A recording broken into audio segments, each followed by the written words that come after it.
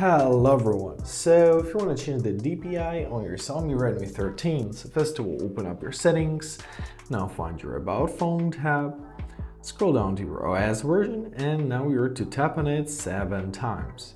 We need this to open up our developer options. So we've got this notifications that we're a developer now.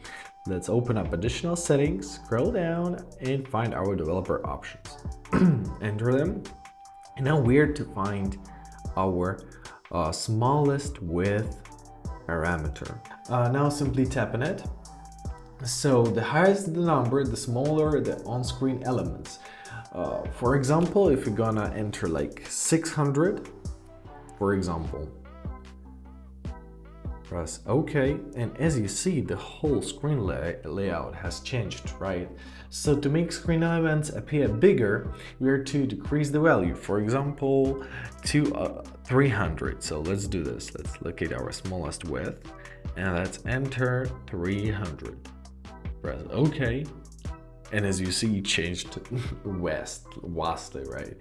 And basically that's it. I hope this video is helpful. Thank you so much for watching and have a great day.